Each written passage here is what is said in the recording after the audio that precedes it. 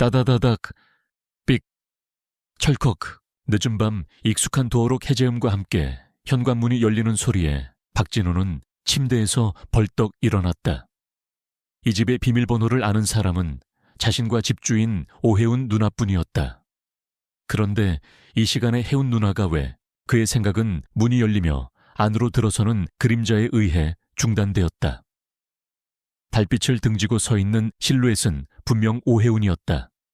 하지만 그녀의 차림새는 평소와 달랐다. 몸매가 드러나는 얇은 슬립 원피스, 젖은 듯한 머리카락, 그리고 어딘지 모르게 흐트러진 분위기. 누나 이 시간에 웬일이세요? 진우는 당황해서 말을 더듬었다. 아무리 한 집에 사는 사이라고 해도 이건 좀 과감한 방문이었다. 혜우는 대답 없이 진우의 방으로 성큼성큼 걸어 들어왔다. 그녀에게서는 옅은 술 냄새와 함께 달콤한 향수 냄새가 풍겼다. 우리 집인데 내가 내 집에 들어오는데 문제라도 있니? 그녀의 목소리는 살짝 잠겨 있었지만 평소의 씩씩함은 여전했다. 아니 그건 아닌데. 옷차림이 좀... 진우는 시선을 어디에 둬야 할지 몰라 허둥댔다. 혜우는 그런 진우를 보며 피식 웃었다. 어머, 얘 좀 봐. 누나가 옷 좀 이렇게 입었다고? 뭘 그렇게 놀라. 여긴 내 집이고 내가 뭘 입든 내 자유 아니겠니? 안 입고 싶으면 안 입는 거고 뭐.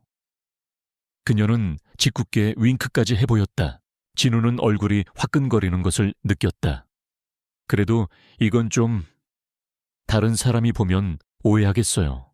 다른 사람 이 시간에 누가 본다고. 그리고 설령 본다고 해도 상관없어. 혜우는 갑자기 진우의 침대 가장자리에 털썩 주저앉았다. 그리고는 한숨을 푹 내쉬며 말했다. 진우야, 누나 좀 도와줄 수 있니? 그녀의 목소리에는 평소와 다른 절박함이 묻어 있었다. 진우는 직감했다. 무언가 심상치 않은 일이 벌어졌다는 것을. 무슨 일인데요? 누나 저한테 뭘 숨기시는 거예요? 혜우는 고개를 숙인 채 한동안 말이 없었다. 그녀의 어깨가 미세하게 떨리고 있었다. 나 정말 어쩔 수가 없어서 그래. 이 집이 내 마지막 남은 재산이야. 이것만큼은 꼭 지켜야 해. 그녀의 눈에서 뜨거운 눈물 한 방울이 떨어져 손등 위로 흘러내렸다. 진우는 당황해서 어쩔 줄 몰랐다. 늘 당당하고 씩씩했던 혜운 누나의 이런 모습은 처음이었다. 누나 울지 마세요.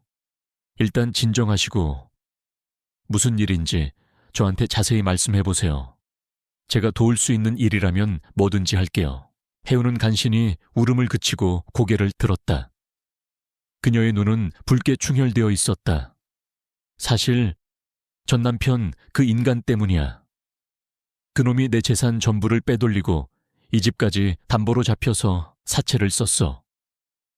이번 달 말까지 돈을 갚지 못하면 이 집 경매로 넘어가게 돼. 진우는 충격적인 사실에 입을 다물지 못했다. 혜운 누나가 그런 엄청난 일을 겪고 있었다니. 그래서 너한테 돈 좀 빌리려고 왔어. 5억만 빌려주면 돼. 내 전 재산이랑 네가 빌려주는 돈 합쳐서 빚 갚고 이 집을 지킬 수 있어. 그녀는 거의 애원하듯 말했다. 5억 진우에게는 상상도 할 수 없는 큰 돈이었다. 그는 평범한 회사원이었고 월급은 그저 생활비를 감당하기에도 빠듯했다. 누나 저는 그만한 돈이 없어요. 설령 있다고 해도. 진우는 말을 잇지 못했다. 혜운의 얼굴에 절망감이 스쳐 지나갔다. 역시 안 되겠지. 괜한 부탁을 했네. 그녀는 자리에서 일어나려 했다. 하지만 진우가 다급하게 그녀를 붙잡았다. 돈은 없지만 다른 방법으로 누나를 도울 수 있을지도 몰라요. 대신 제 월세는 좀 탕감해 주셔야겠는데요. 그의 눈빛이 장난스럽게 빛났다. 혜우는 의아한 표정으로 그를 바라보았다. 그게 무슨 소리야? 일단 그 사채업자들 주소부터 알려주세요. 제가 가서 한번 만나보죠. 다음 날 밤 진우는 혜운이 알려준 주소로 향했다. 그곳은 낡은 창고 건물이었고 입구에는 험악한 인상의 사내들이 지키고 있었다. 사채업자 우 사장의 아지트였다.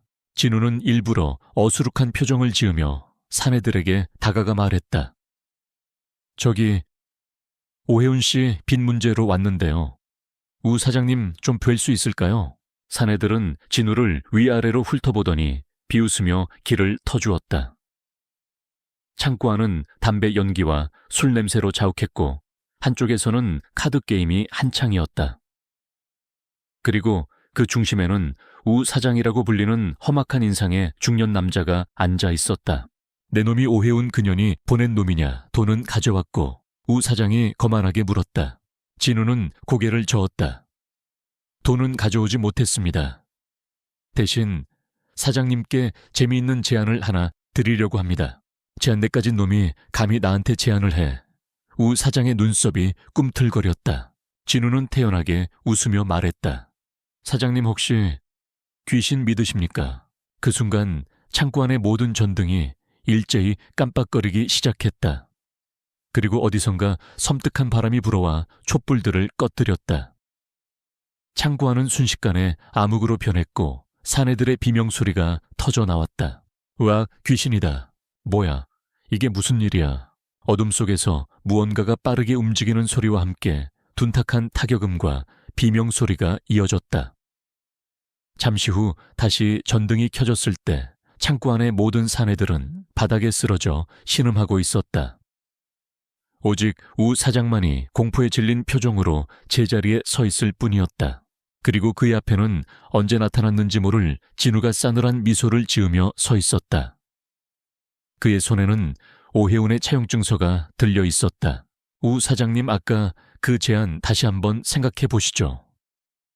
오혜운 씨의 빚을 탕감해 주시는 조건으로 제가 사장님의 특별한 고민을 해결해 드릴 수도 있을 것 같은데요. 진우의 눈빛이 기묘하게 빛났다. 그의 몸 주변에서는 희미한 기운이 아지랑이처럼 피어오르고 있었다. 우 사장은 진우의 모습에서 인간이 아닌 다른 무언가를 느꼈다. 그는 공포에 질려 부들부들 떨며 간신히 입을 열었다. 네, 네가 원하는 게 뭐냐? 진우는 만족스러운 미소를 지었다. 간단합니다. 차용증서는 제가 가져가겠습니다. 그리고 앞으로 다시는 오혜운 씨를 괴롭히지 마십시오. 만약 약속을 어긴다면 오늘 밤보다 더 끔찍한 일을 겪게 될 테니까요. 그는 경고를 남기고 유유히 창고를 빠져나왔다. 그의 손에는 이미 너덜너덜해진 차용증서 조각들이 들려 있었다. 집으로 돌아온 진우는 혜운에게 차용증서를 건넸다. 혜운은 믿을 수 없다는 표정으로 진우와 차용증서를 번갈아 보았다.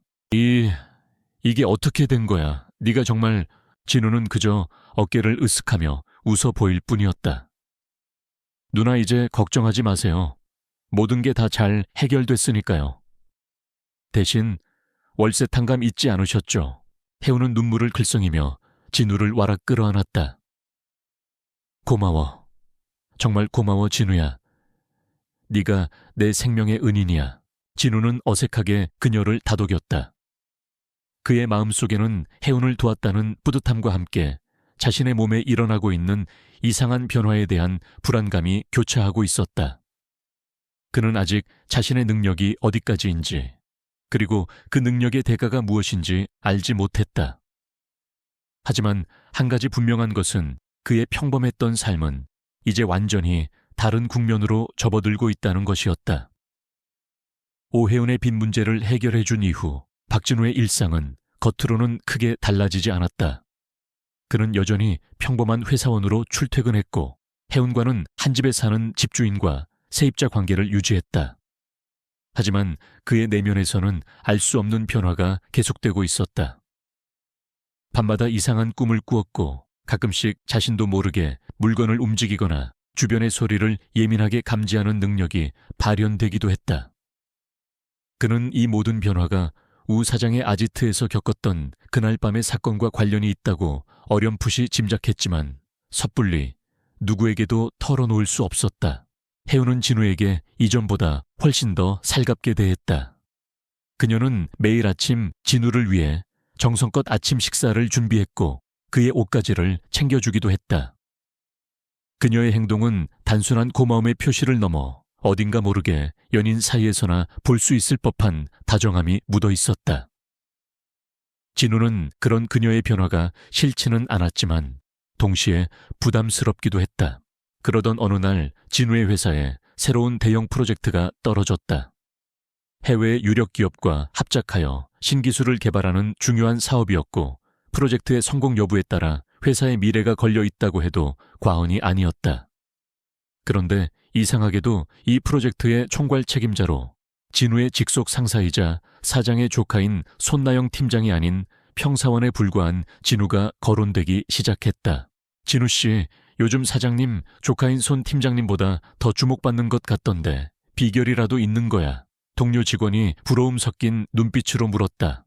진우는 어색하게 웃으며 얼버무렸다. 에이, 무슨 말씀을요? 그냥 우연이겠죠. 하지만 우연이라고 하기에는 석연치 않은 구석이 많았다. 최근 들어 회사의 고위 임원들이 진우에게 과도한 친절을 베풀거나 심지어는 회장 비서실에서 직접 그를 찾는 일까지 벌어졌기 때문이다. 그리고 그 중심에는 장태준이라는 이름의 미스터리한 인물이 있었다. 장태준은 최근 회사에 막대한 자금을 투자한 대주주이자 회장의 오랜 친구로 알려진 인물이었다. 하지만 그의 진짜 정체에 대해서는 아는 사람이 거의 없었고 회사 내에서는 그가 마치 그림자처럼 움직이며 모든 것을 조종하고 있다는 소문만 무성했다. 그리고 그 장태준이 유독 박진우에게 관심을 보인다는 것이었다. 손나영 팀장은 이런 상황이 불쾌하기 짝이 없었다. 그녀는 자신이 맡아야 할 중요한 프로젝트가 일개 평사원인 박진우에게 넘어갈지도 모른다는 사실에 자존심이 상했고 진우에 대한 질투심과 경계심을 노골적으로 드러내기 시작했다. 박진우 씨, 요즘 아주 잘 나가시던데요.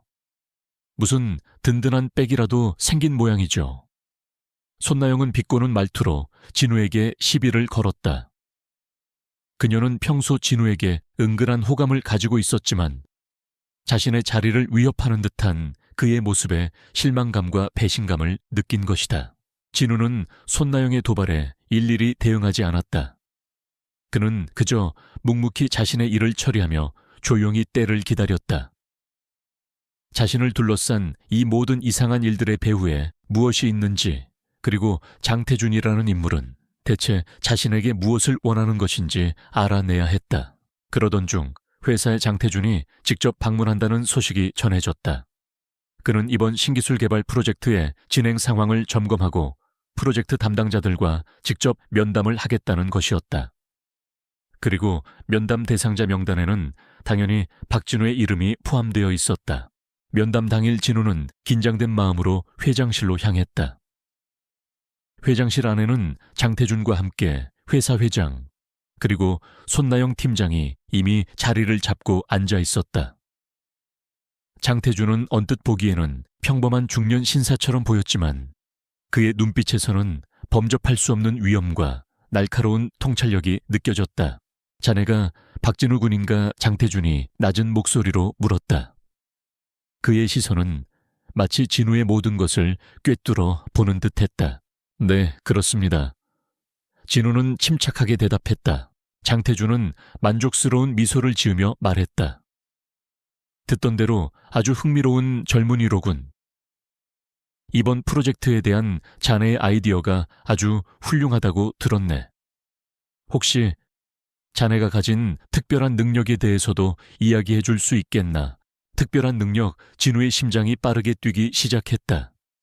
장태준은 이미 자신의 비밀을 알고 있는 것일까?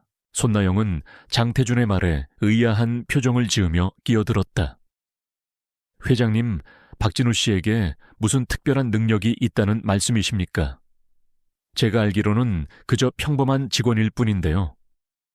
그녀는 진우가 자신보다 더 주목받는 상황을 참을 수 없다는 듯 말했다. 장태준은 손나영을 차갑게 한번 쏘아보고는 다시 진우에게 시선을 돌렸다. 박진우 군 자네는 자신이 평범하다고 생각하나 며칠 전 자네가 슈퍼마켓에서 아무도 모르게 고급 인삼 한 뿌리를 손에 넣었던 일, 그리고 어젯밤에는 자네 집 주변을 어슬렁거리던 불량배들을 혼자서 전부 제압했던 일까지. 이 모든 것이 평범한 사람이 할 수 있는 일이라고 생각하나 진우는 할 말을 잃었다. 장태준은 자신의 모든 것을 손바닥 위에 올려놓고 보고 있는 듯했다. 그의 정체는 대체 무엇이며 자신에게 원하는 것은 또 무엇이란 말인가? 장태준은 자리에서 일어나 진우에게 다가왔다. 그리고는 그의 귓가에 나지막이 속삭였다. 자네 몸속에 있는 그 힘, 아주 위험하면서도 매력적인 것이지. 하지만 제대로 통제하지 못하면 자네 자신뿐만 아니라 주변 사람들까지 파멸시킬 수 있다는 것을 명심하게. 나는 자네를 돕고 싶네. 그 힘을 올바르게 사용하고 더 나아가 세상을 이롭게 하는데 쓸 수 있도록 말이야. 그의 말은 진심처럼 들렸지만 진우는 쉽게 그를 믿을 수 없었다. 그의 눈빛 뒤에는 무언가 다른 목적이 숨겨져 있는 것 같았다. 저에게 뭘 원하시는 겁니까? 진우가 경계하며 물었다. 장태준은 의미심장한 미소를 지으며 대답했다. 지금은 때가 아니네. 하지만 곧 알게 될 거야. 자네가 아주 중요한 역할을 맡게 될 것이라는 것을. 그리고 그 역할은 자네만이 할 수 있는 일이지. 면담이 끝나고 회장실을 나온 진우의 머릿속은 더욱 복잡해졌다. 장태준이라는 인물, 자신도 모르는 사이에 발현된 초능력, 그리고 앞으로 자신에게 닥쳐올 미지의 운명까지. 모든 것이 혼란스러웠다. 그때 그의 휴대폰으로 오혜운으로부터 문자가 도착했다.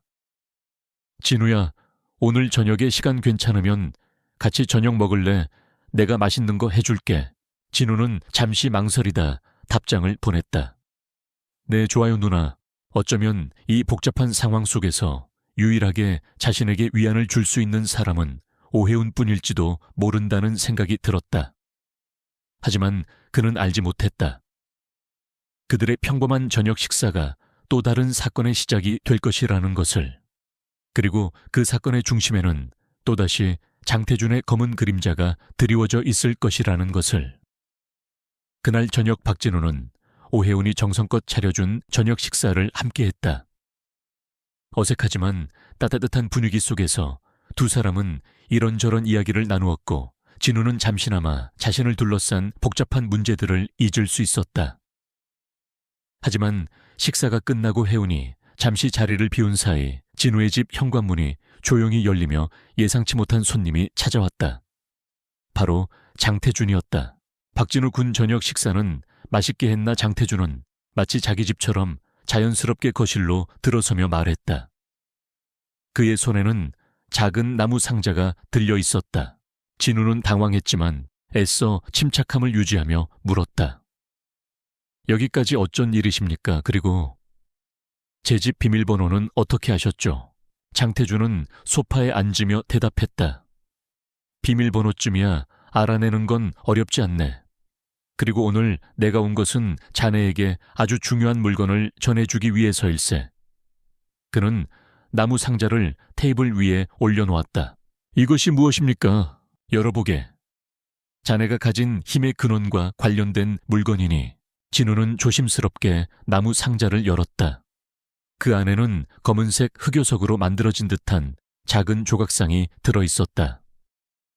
조각상은 독수리 머리를 한 인간의 형상을 하고 있었고 그 표면에는 알아보기 힘든 고대 문자들이 빼곡하게 새겨져 있었다. 그리고 조각상에서는 기묘하게도 진우의 몸속에 있는 그것과 비슷한 차갑고 강력한 에너지가 느껴졌다. 이것은 아즈텍 문명의 유물일세. 정확히는 그들이 숭배했던 독수리 전사를 형상화한 것이지. 그리고 자네 몸속에 있는 그 정체불명의 액체 역시 이 유물과 깊은 관련이 있네. 장태준이 설명했다. 진우는 충격적인 사실에 할 말을 잃었다. 아즈텍 문명 독수리 전사 자신의 몸속에 있는 것이 그런 고대의 힘이란 말인가? 믿기 어렵겠지만 사실일세. 수년 전 내가 후원하던 한 고고학 발굴팀이 남미의 정글 깊숙한 곳에서 이 유물과 함께 정체불명의 액체가 담긴 용기를 발견했네. 그 액체는 엄청난 에너지를 지니고 있었지만 동시에 살아있는 생명체처럼 주변의 유기물을 흡수하며 스스로 증식하는 위험한 물건이었지. 장태준은 잠시 말을 멈추고 진우의 반응을 살폈다. 나는 그 액체를 연구하여 인류를 위해 사용할 방법을 찾으려 했네.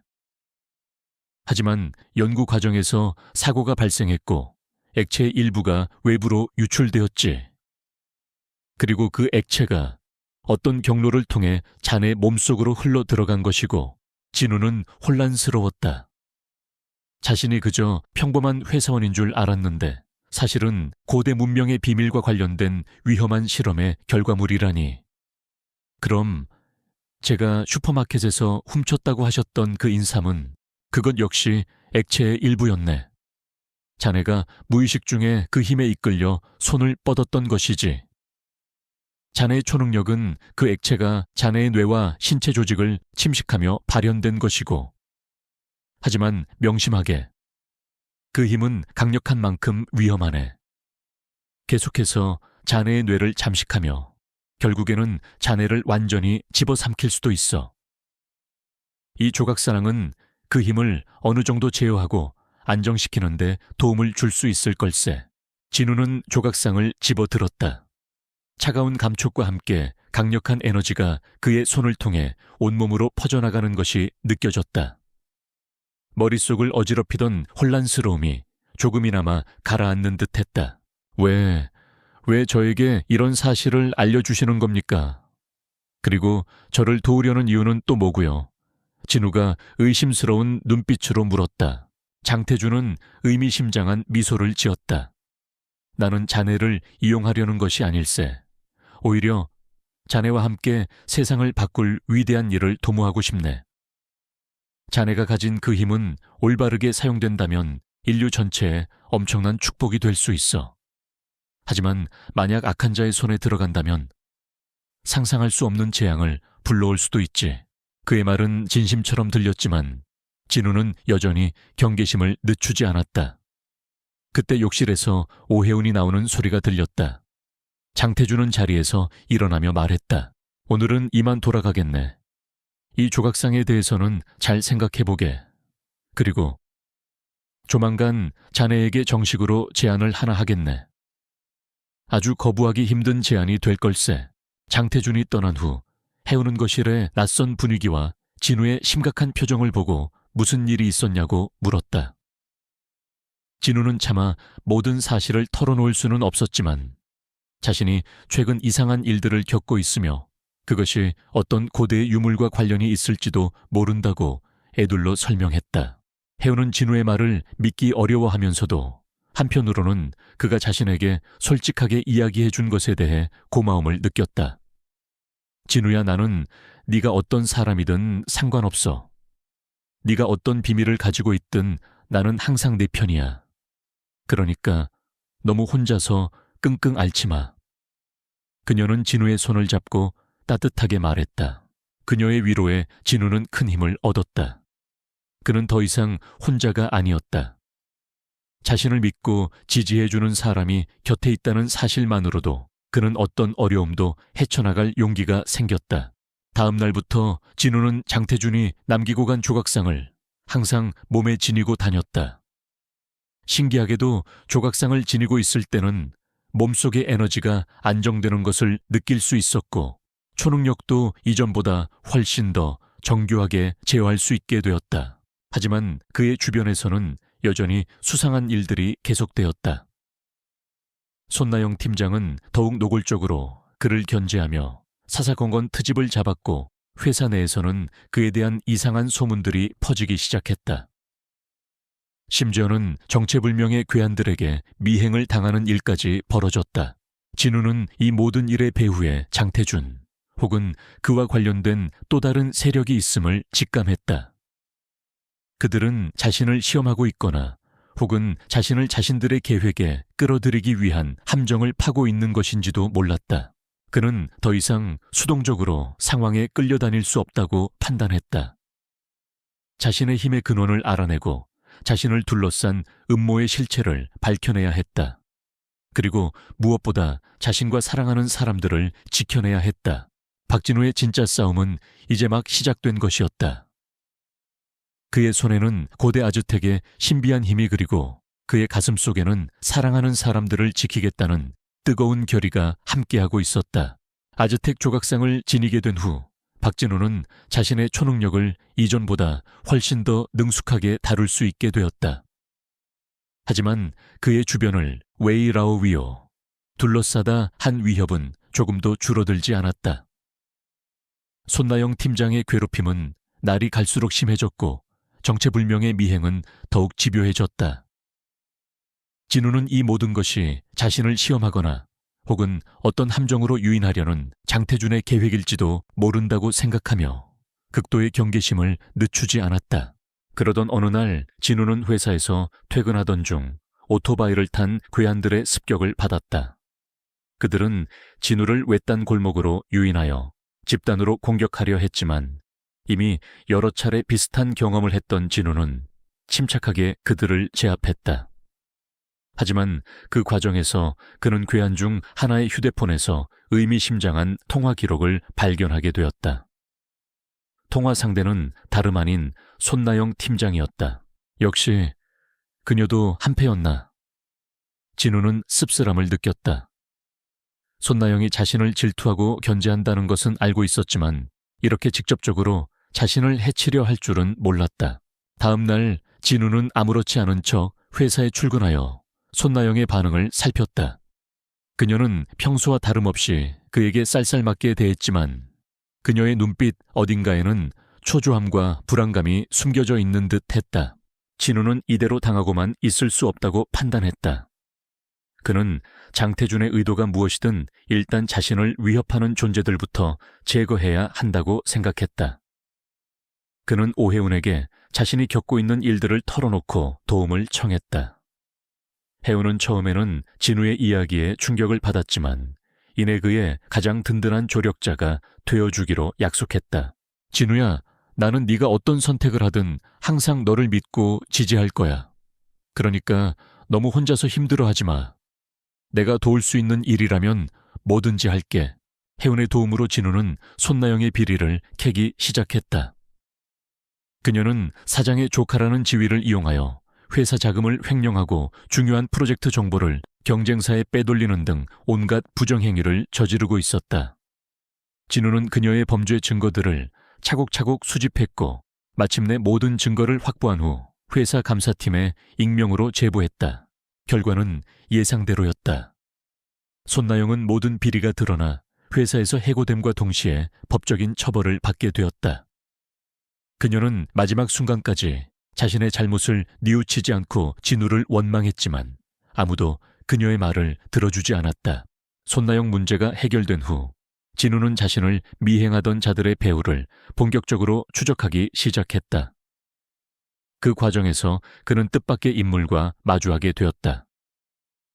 바로 과거 자신과 함께 장태준의 후원을 받았던 연구팀의 일원이자 한때 절친했던 동료였던 곽지훈이었다. 곽지훈은 진우와 마찬가지로 아즈텍 액체의 영향을 받아 초능력을 지니게 된 인물이었다. 하지만 그는 진우와 달리 자신의 힘을 어두운 목적에 사용하고 있었고 장태준의 밑에서 비밀스러운 임무를 수행하고 있었다. 진우를 미행하고 위협했던 것도 바로 그의 짓이었던 것이다. 지훈아, 네가 왜 이런 짓을... 진우는 믿었던 친구의 배신에 큰 충격을 받았다. 곽지훈은 차가운 미소를 지으며 대답했다. 오랜만이네, 진우야. 세상은 원래 그런 거야. 강한 자만이 살아남는 거지. 너처럼 어리석게 정의나 선을 따지는 셔석들은 결국 도태될 수밖에 없어. 그는 진우에게 장태준의 진짜 계획에 대해 털어놓았다. 장태준은 아즈텍 액체의 힘을 이용하여 세상을 지배하려는 거대한 야심을 품고 있었고 그 과정에서 진우와 같은 초능력자들을 이용하거나 혹은 제거하려 했던 것이다. 곽지훈은 장태준의 밑에서 일하며 그 야망을 돕고 있었던 것이다. 장태준 회장님은 우리에게 새로운 세상을 약속하셨다. 힘과 질서가 지배하는 완벽한 세상이지. 너도 우리와 함께한다면 그 세상의 주역이 될 수 있어. 곽지훈은 진우를 회유하려 했다. 하지만 진우는 단호하게 고개를 저었다. 나는 너희 같은 악당들과 손을 잡을 생각 없어. 그리고 장태준의 야망은 반드시 내가 막을 것이다. 두 친구는 결국 서로에게 등을 돌리고 적이 되었다. 진우는 자신을 둘러싼 거대한 음모의 실체를 깨닫고 큰 충격에 휩싸였지만 동시에 반드시 이 싸움에서 이겨야 한다는 강한 의지를 다졌다. 그는 오해훈과 함께 장태준과 곽지훈의 음모를 막기 위한 계획을 세우기 시작했다. 그 과정에서 그는 또 다른 조력자들을 만나게 되었다. 과거 장태준의 연구팀에서 일했지만 그의 야심을 경계하여 팀을 떠났던 진 교수, 그리고 장태준의 양녀이지만 그의 방식에 반기를 들고 비밀리에 진 교수를 돕고 있던 장윤아였다. 진 교수와 장윤아는 진우에게 장태준의 약점과 그의 계획을 막을 수 있는 중요한 단서들을 제공했다. 그들은 함께 힘을 합쳐 장태준의 비밀 연구소를 찾아내고 그곳에서 벌어지고 있는 끔찍한 실험들을 세상에 폭로하기로 결심했다. 하지만 장태준과 곽지훈 역시 만만치 않은 상대였다. 그들은 이미 진우의 움직임을 감지하고 있었고 그를 제거하기 위한 마지막 함정을 준비하고 있었다. 박진우의 운명은 이제 걷잡을 수 없는 소용돌이 속으로 빠져들고 있었다. 그는 과연 이 거대한 음모를 막고 세상을 구할 수 있을까? 그리고 배신한 친구와의 숙명적인 대결에서 승리할 수 있을까? 모든 것의 끝에는 무엇이 기다리고 있을지 아무도 예측할 수 없었다. 곽지훈과의 만남 이후 박진우는 장태준의 검은 야망을 막아야 한다는 사명감에 불탔다. 그는 오해훈 진 교수 그리고 장윤아와 함께 장태준의 비밀 연구소를 찾아내기 위한 본격적인 작전에 돌입했다. 진 교수의 기억과 장윤아가 빼돌린 단편적인 자료들을 종합한 결과 연구소는 혜성시 외곽에 버려진 화학공장 지하에 위장되어 있다는 사실을 알아냈다. 작전 당일 밤, 네 사람은 어둠을 틈타 화학공장으로 향했다. 공장 주변은 삼엄한 경비 병력으로 둘러싸여 있었지만 진우의 초능력과 다른 세 사람의 치밀한 계획 덕분에 그들은 무사히 내부로 잠입하는 데 성공했다. 지하 연구소는 예상보다 훨씬 더 거대하고 음산했다. 복잡한 미로처럼 얽힌 복도를 지나자 수많은 실험실과 정체불명의 장비들이 모습을 드러냈다. 그리고 그곳에서는 상상조차 할 수 없는 끔찍한 실험들이 자행되고 있었다. 장태준은 아즈텍 액체의 힘을 이용하여 강력한 유사신 전사들을 대량으로 생산하고 있었던 것이다.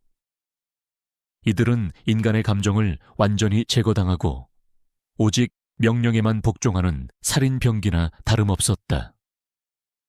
또한 그는 액체의 힘을 더욱 증폭시켜 세상을 혼란에 빠뜨릴 가공할 무기를 개발하고 있었다.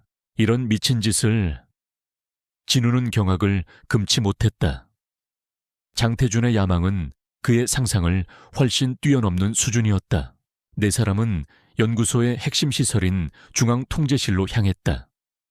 그곳에서 모든 실험 데이터를 파괴하고 장태준의 계획을 세상에 폭로할 증거를 확보해야 했다. 하지만 그들의 움직임은 이미 연구소의 감시망에 포착된 뒤였다.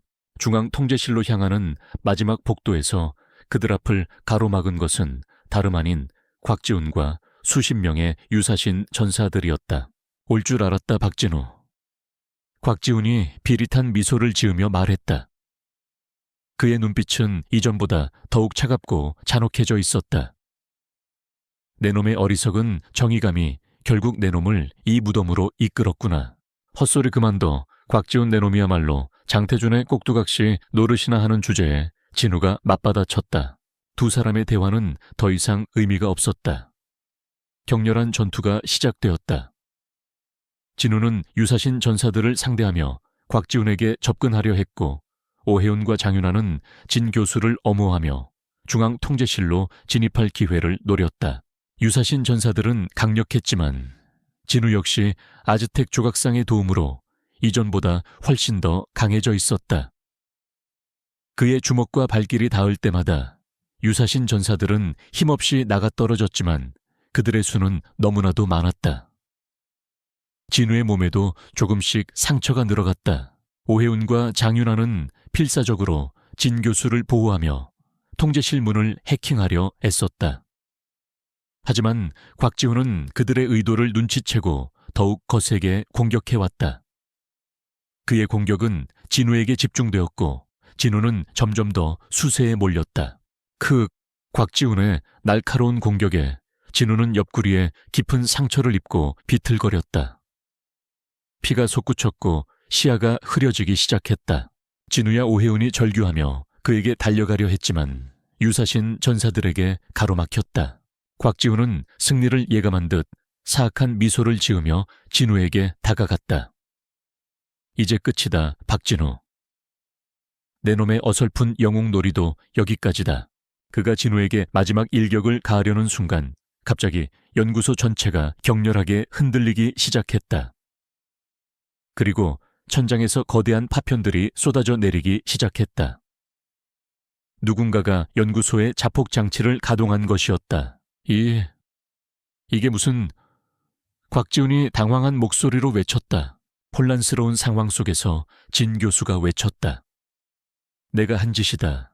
이 연구소와 함께 내 놈들의 야망도 모두 끝장내주마. 그는 이미 중앙통제실에 잠입하여 자폭 장치를 작동시킨 뒤였다. 그의 얼굴에는 비장한 결의가 서려 있었다. 미친 영감탱이가... 곽지훈은 분노했지만 이미 때는 늦었다. 연구소는 빠르게 붕괴하기 시작했고 모든 것이 화염과 파편 속으로 사라지고 있었다. 진우야 어서 피해. 오해운이 진우를 부축하며 외쳤다. 진우는 마지막 힘을 짜내어 해운과 윤아를 데리고 연구소를 빠져나가려 했다. 하지만 곽지훈은 끈질기게 그들을 방해했다. 그는 이대로 모든 것을 잃을 수 없다는 듯 발악하고 있었다. 내 놈들만이라도 내 손으로... 무너져 내리는 연구소의 잔해 속에서 진우와 곽지훈의 마지막 사투가 벌어졌다.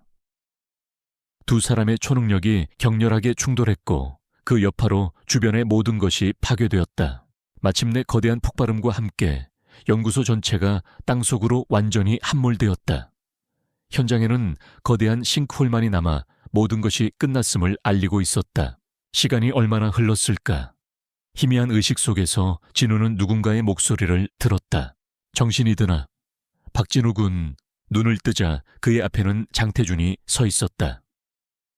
그는 무너진 연구소의 잔해 속에서 기적적으로 살아남은 진우와 오해운 그리고 장윤아를 구해낸 것이었다. 하지만 그의 표정은 어딘지 모르게 싸늘했다. 진 교수와 곽지훈은... 어떻게 됐습니까? 진우가 힘겹게 물었다. 장태준은 담담하게 대답했다. 둘 다 죽었네. 그리고 자네 몸속에 있던 아즈텍 액체도 이번 폭발의 충격으로 대부분 소멸된 것 같더군. 이제 자네는 평범한 인간으로 돌아간 걸세. 평범한 인간. 진우는 허탈한 웃음을 지었다. 모든 것이 끝난 것일까? 장태준의 야망도, 곽지훈의 배신도, 그리고 자신을 괴롭히던 초능력까지도. 하지만 장태준의 다음 말은 그의 마지막 희망마저 앗아갔다. 하지만 아직 끝나지 않았네, 박진우 군. 진짜 게임은 이제부터 시작이니까. 장태준의 눈빛이 섬뜩하게 빛났다. 자네는 아주 중요한 역할을 맡게 될 거라고 했지. 그 역할은 바로 내 새로운 시대를 열 재물이 되는 것일세. 그의 손짓에 따라 어둠 속에서 수많은 그림자들이 나타나 진우와 그의 일행을 애워쌌다. 그들은 장태준이 비밀리에 키워온 유사신 전사보다 훨씬 더 강력한 존재들이었다. 모든 것이 장태준의 계획대로 흘러가고 있었다. 그는 진 교수와 곽지훈을 이용하여 진우를 시험하고 마지막에는 그를 자신의 손아귀에 넣으려 했던 것이다. 절체절명의 위기. 초능력마저 사라진 지금 박진우는 과연 이 마지막 시련을 이겨내고 살아남을 수 있을까? 무너진 연구소의 잔해, 위 박진우는 자신을 둘러싼 검은 그림자들을 보며 절망감을 느꼈다. 장태준의 정예 병력들은 이전의 유사신 전사들과는 차원이 다른 살기와 힘을 뿜어내고 있었다. 그리고 무엇보다 진우 자신은 방금 전 폭발의 여파로 대부분의 초능력을 잃은 상태였다. 이제 그는 평범한 인간이나 다름없었다. 오해운과 장윤아는 진우의 곁을 지키며 두려움에 떨었지만 그의 앞에서 쓰러지지 않으려 애썼다. 재물이라니. 그게 무슨 뜻입니까? 진우가 마지막 남은 힘을 짜내 장태준에게 물었다. 장태준은 마치 자비라도 베푸는 듯한 오만한 미소로 대답했다. 아주 간단하네, 박진우 군. 자네 몸속에 남아있는 그 미미한 아즈텍 액체 에너지는 내가 새로운 시대의 문을 여는 데 필요한 마지막 열쇠일세. 자네는 그 영광스러운 순간을 위한 거룩한 희생양이 되는 것이고, 그의 말은 광기로 가득 차 있었다. 그는 아즈텍 액체의 힘을 이용하여 스스로 신이라도 되려는 듯했다. 그리고 그 과정에서 수많은 무고한 생명들이 희생될 것이 뻔했다. 미친 소리. 진우가 읊조렸다. 미친 소리라고. 하하하. 장태준이 광소를 터뜨렸다. 곧 알게 될 걸세. 누가 정말로 미쳤는지, 그리고 누가 이 세상의 새로운 지배자가 될 것인지. 장태준이 손짓하자 그의 정예 병력들이 진우 일행에게 천천히 다가오기 시작했다. 그들의 눈빛은 감정 없이 차가웠고 손에는 날카로운 무기들이 들려 있었다. 도망칠 곳도 맞서 싸울 힘도 없는 절체절명의 위기였다. 안 돼. 진우야. 오해운이 진우의 앞을 막아서려 했지만 진우는 그녀를 뒤로 밀어냈다. 누나윤아 씨, 제 뒤에 계세요. 제가 어떻게든. 하지만 그의 목소리는 힘없이 떨리고 있었다. 초능력이 사라진 지금 그가 할 수 있는 일은 아무것도 없었다. 바로 그때 장윤아가 앞으로 나섰다. 그녀는 비록 장태준의 양녀였지만 그의 광기 어린 야망을 막아야 한다는 것을 알고 있었다. 그녀의 손에는 작은 장치가 들려 있었다. 아버지, 아니 장태준 회장님, 지금이라도 멈추세요. 당신의 계획은 세상을 파멸로 이끌 뿐이에요. 윤아가 외쳤다. 장태준은 차가운 눈으로 그녀를 바라보았다. 어리석은 것. 네가 감히 나를 막겠다고 내까짓게 뭘 할 수 있다는 말이냐. 저는 아버지가 가장 아끼시던 이 연구소에 모든 데이터를 백업해 두었어요. 만약 저희를 해치려 한다면 이 모든 자료를 세상에 공개해서 당신의 추악한 실체를 폭로할 거예요. 윤아가 손에 쥔 장치를 높이 들어 보였다. 그것은 연구소의 모든 정보가 담긴 휴대용 저장 장치였다. 장태준의 미간이 살짝 찌푸려졌다. 그는 윤아가 그런 배짱을 부릴 줄은 예상하지 못했던 것이다. 하지만 그는 이내 다시 오만한 미소를 되찾았다. 흥미롭군. 하지만 그 자료가 세상에 공개된다고 해서 달라질 것은 없네. 나는 곧 신이 될 것이고 신에게는 과거의 오점 따위는 중요하지 않으니까. 오히려 너희를 내 새로운 시대의 첫 번째 본보기로 삼아주지. 장태준이 다시 손짓하려던 순간 진우의 품속에서 희미한 빛이 새어나왔다. 그가 지니고 있던 아즈텍 독수리 전사 조각상이었다. 조각상은 이전과는 비교할 수 없을 만큼 강렬한 빛을 발하며 진우의 몸을 감싸기 시작했다. 이건. 장태준의 눈이 놀라움으로 커졌다. 그는 조각상이 그런 힘을 숨기고 있을 줄은 몰랐다. 진우 역시 자신의 몸에서 일어나고 있는 변화에 놀랐다. 사라졌던 힘이 다시 돌아오는 듯한 느낌이었다. 아니, 이전보다 훨씬 더 강력하고 순수한 에너지가 그의 온몸을 휘감고 있었다. 조각상은 폭발로 인해 흩어졌던 아즈텍 액체의 잔존 에너지를 끌어모아 정화시키고 그것을 진우의 몸과 완전히 융합시키고 있었던 것이다. 말도 안 돼. 어떻게 이런 일이. 장태준이 경악하며 소리쳤다. 진우의 몸에서 뿜어져 나오는 황금빛 기운은 장태준의 정예 병력들을 압도하기 시작했다. 그들은 본능적인 공포를 느끼며 뒷걸음질 쳤다. 마침내 빛이 가라앉고 진우는 새로운 모습으로 다시 태어났다. 그의 눈은 황금빛으로 빛났고 그의 몸에서는 고대 전사의 위엄과 신성한 기운이 느껴졌다. 그는 더 이상 평범한 인간 박진우가 아니었다. 그는 아즈텍 독수리 전사의 힘을 완전히 계승한 새로운 존재로 각성한 것이었다. 장태준, 내 놈의 야망은 여기서 끝이다. 진우의 목소리는 낮고 장엄하게 울려 퍼졌다. 장태준은 분노와 공포로 얼굴이 일그러졌다. 그는 자신의 마지막 비장의 무기를 꺼내 들었다. 그것은 아즈텍 액체의 농축액이 담긴 작은 유리병이었다. 내 놈이 신의 힘을 얻었다고 해도 이 액체의 순수한 파괴력 앞에서는 버티지 못할 것이다. 장태준은 유리병을 진우에게 던지려 했다. 하지만 진우의 움직임은 그보다 빨랐다. 그는 번개처럼 장태준에게 다가가 그의 손목을 꺾고 유리병을 빼앗았다. 그리고는 그 액체를 하늘 높이 던져버렸다. 액체는 공중에서 햇빛을 받아 기화하며 사라졌지만 그 과정에서 주변의 대기를 왜곡시키는 듯한 엄청난 에너지를 방출했다. 이제 내 놈에게는 아무것도 남지 않았다. 진우가 장태준을 내려다보며 말했다. 장태준은 모든 것을 잃었다는 절망감에 무릎을 꿇었다. 그의 야망은 한순간에 물거품이 되어버린 것이다. 진우는 더 이상 그를 상대할 가치를 느끼지 못했다. 그는 오해운과 장윤에게 다가가 그들을 안심시켰다. 이제 모든 것이 끝났습니다. 안전합니다. 하지만 그의 말이 끝나기가 무섭게 땅이 다시 한번 격렬하게 흔들리기 시작했다. 하늘에서는 검붉은 먹구름이 몰려왔고 그 중심에서 거대한 차원의 균열이 벌어지기 시작했다. 그리고 그 균열 속에서 상상조차 할 수 없는 사악하고 강력한 존재가 모습을 드러내려 하고 있었다. 장태준이 마지막으로 발악하며 외쳤다. 하하하, 끝난 게 아니다. 박진우, 내가 열려고 했던 것은 단순한 새로운 시대의 문이 아니었어. 그것은 바로 다른 차원의 신을 이 세계로 불러들이는 관문이었단 말이다.